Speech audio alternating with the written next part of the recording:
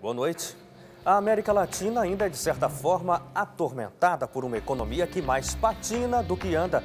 Na vizinha Argentina, os hermanos estão indignados pela carga exorbitante da inflação. Os economistas do setor privado calculam que o índice inflacionário supera 30% neste ano. O governo de Cristina Kirchner afirma que a inflação foi de 7,22% nos 2 primeiros meses. Ainda assim, mais alta do que a meta da inflação do Brasil para todo o ano. E hoje você também vai ver que a taxa de desocupação no Brasil é maior do que a divulgada antes. Nova pesquisa indica que são mais de 6 milhões de desocupados no país. Câmara dos Deputados decide abrir processo de apuração de denúncias contra deputado paranaense. Governo ucraniano pressiona ativistas a entregarem armas e desocuparem edifícios do poder público. Veja também, publicidades que levam crianças ao consumo são consideradas abusivas.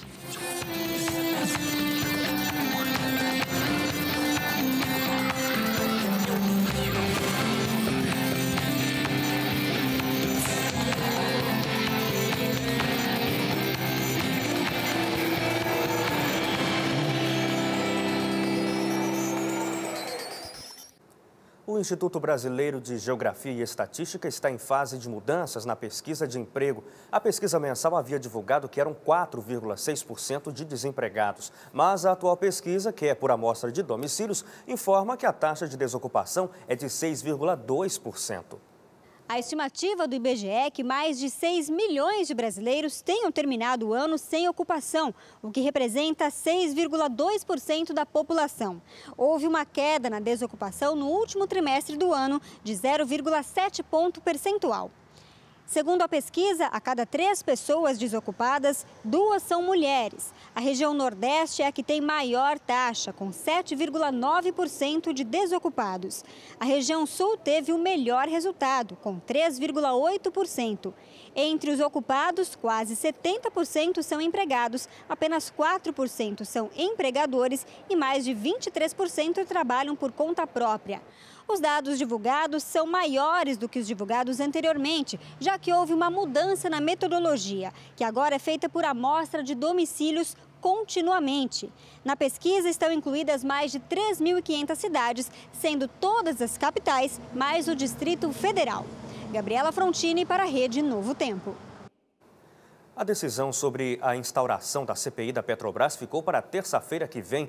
Especialistas acreditam que os resultados das discussões podem refletir no cenário eleitoral, tendo implicações até mesmo na reeleição de Dilma Rousseff. Para a especialista em comércio exterior e gestão pública, a polêmica sobre a Petrobras está apenas no começo. Ela explica que investigações da Polícia Federal, do Tribunal de Contas da União e do Ministério Público Federal podem revelar ainda outras irregularidades cometidas pela empresa. Evasão de divisas, envolve inclusive aquele doleiro, o Youssef, né? É aí que a coisa vai pegar. E se realmente for comprovado que a Petrobras, como está aparecendo, já tem vários casos de evasão de divisa, com a Astra Oil, com a venda de uma refinaria na Argentina, que beneficiou inclusive um amigo da presidente Cristina Kirchner.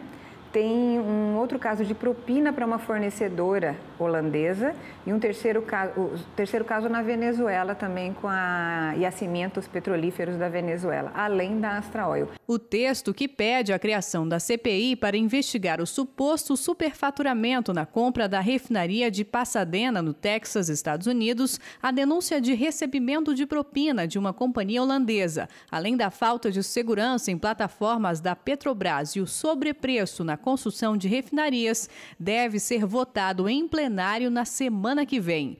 E a briga tem sido grande.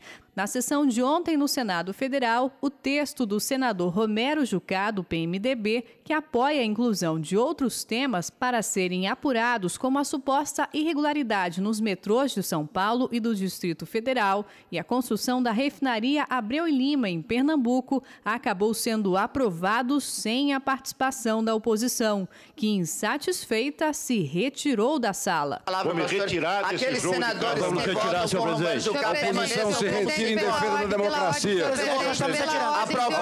No Congresso Nacional, a oposição também defende a criação de uma CPI exclusiva para investigar a Petrobras. Por outro lado, assim como no Senado, a base aliada apoia uma CPI mais ampla. Para especialistas no assunto, como na época da compra da refinaria em 2006, Dilma Rousseff era presidente do Conselho de Administração da Petrobras e ministra de Minas e Energia, ela pode ter um resultado negativo nas eleições. A imprensa norte-americana, ela diz que a Dilma realmente vai perder pontos nas eleições justamente por causa desse tipo de acontecimento, né? A falta de cuidado na análise de um contrato cujo resumo foi fornecido a ela só continha 2,5 páginas. Por um outro lado, a imprensa da América do Sul protege a Dilma justamente por causa do Mercosul e por causa dos seus aliados do PT, né? Então, o que eles dizem? Que a Dilma está sofrendo um ataque da oposição.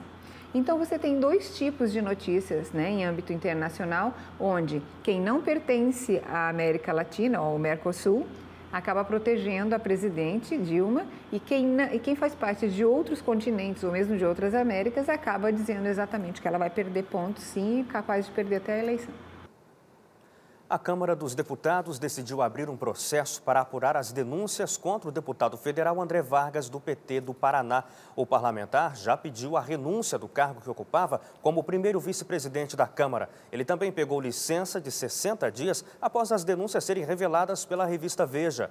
André Vargas foi mencionado pela Polícia Federal como tendo relações em atos ilegais com o contraventor Alberto Youssef, que foi preso pela Polícia Federal em Curitiba no mês passado. O PT, partido do deputado André Vargas, até tentou evitar que o processo fosse iniciado. A alegação era que faltavam provas, mas não adiantou.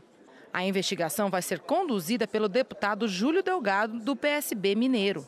Ele considera grave a suspeita de envolvimento de André Vargas com o doleiro preso. O fato, por exemplo, da semana passada, ele aqui na tribuna da Câmara ter dito que a relação dele era superficial e que não tinha nada que fosse mais profundo, a gente já conhece que há algo mais profundo do que isso. O relatório aprovando a admissibilidade é para a sua absolvição, se esse for a decisão do Conselho do Plenário da Casa ou pela perda do mandato. Não tem uma medida alternativa aos fatos que estão sendo cada dia mais colocados aí por vocês da imprensa. Apesar de todo o trâmite, a expectativa do presidente do Conselho de Ética, deputado Ricardo Izar, do PSD paulista, é que tudo esteja finalizado até 18 de julho. O processo ele tem um prazo máximo para acontecer de 90 dias. O que deixa a gente preocupado é a questão do recesso. Então, já conversei com o Júlio, ele se comprometeu a fazer um relatório rápido, célere, para a gente poder não chegar no recesso com uma definição, já com parecer votado, entregue aqui para a mesa diretora da Casa. À noite, o deputado André Vargas renunciou ao cargo de vice-presidente da Câmara. O anúncio foi feito por meio de uma carta divulgada no site do parlamentar. O texto diz que o deputado tem enfrentado um intenso bombardeio de denúncias e ilações lançadas em veículos de imprensa, baseadas apenas em vazamentos ilegais de informações. André Vargas afirma ainda que vai enfrentar tranquilamente o processo, na certeza de que provará ao final que não cometeu nenhum ato ilícito. O líder do PT na Câmara, deputado Vicentinho, leu a carta e disse que apoia a decisão de Vargas, tanto no afastamento da vice-presidência da Câmara, quanto em não renunciar ao mandato. A questão da renúncia é uma questão de foro íntimo que cabe a nós respeitar.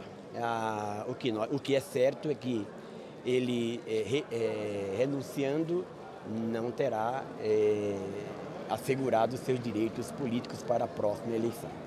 Porque o processo foi instaurado, já foi sorteado o relator, indicado o relator, mas ele quer ter o direito de defesa, é isso que ele faz questão. O PMDB perdeu 80 minutos de sua propaganda eleitoral. A causa foi a promoção pessoal do pré-candidato ao governo do estado, Paulo Scaff, em propagandas ligadas à Fiesp.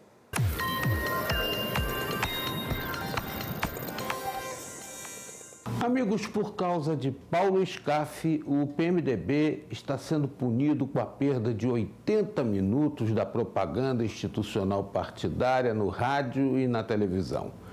Tudo porque O partido fez a exaltação do pré-candidato, que também aparece em peças publicitárias, ou aparecia, do SESI Senai, dizendo que era um exemplo a ser seguido. Ainda pode ser punido também por esse aspecto, porque a propaganda eleitoral antecipada é vedada pela lei. E não adianta querer burlar a justiça, porque tem gente que não cai nesse tipo de estratagema. De modo que Paulo Scaff não foi por falta de aviso, aqui mesmo dos nossos comentários, está sendo punido por essa situação pelo Tribunal Regional Eleitoral de São Paulo. As 3 maiores centrais sindicais da Argentina desafiaram o governo da presidente Cristina Kirchner com uma greve geral motivada pelo descontentamento com a inflação no país. A greve dos sindicatos paralisou boa parte da Argentina. Na capital, muitos comércios amanheceram fechados e as ruas tiveram pouco movimento. A paralisação afetou principalmente o transporte do país.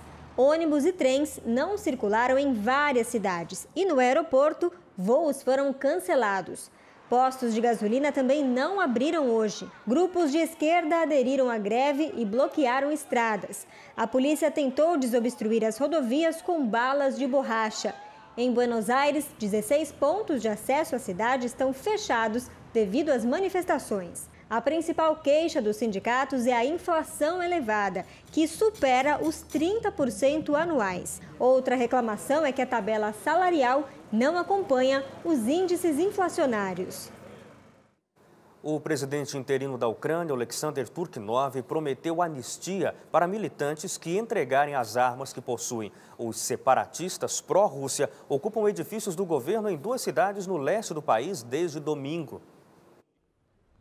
Os ativistas criaram barricadas em volta dos prédios públicos e não deram sinais de que vão ceder à pressão do governo ucraniano. Os edifícios tomados ficam em 2 cidades de língua russa, no leste do país, Donetsk e Lugansk. Uma terceira cidade, Kharkov, havia sido ocupada, mas já foi liberada pelos manifestantes. Os separatistas querem fazer parte de uma federação com autonomia regional. A proposta vai ser apresentada pela Rússia à União Europeia e aos Estados Unidos na semana que vem.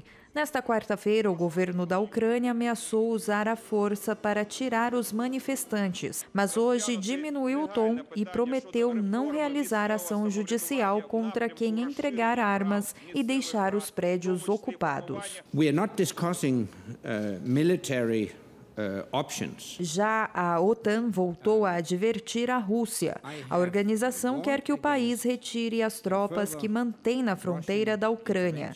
O secretário-geral da OTAN disse que, se não houver a saída, vai elaborar novas sanções econômicas e cancelar as conversas. Everybody will lose. And it's stupid to discuss who will lose more. A Rússia respondeu e garantiu que medidas punitivas não vão alterar o comportamento do governo. Agora, 7h13 e a seguir, remédios proibidos em 2011 podem voltar às farmácias. Deputados querem liberar venda de inibidores de apetite.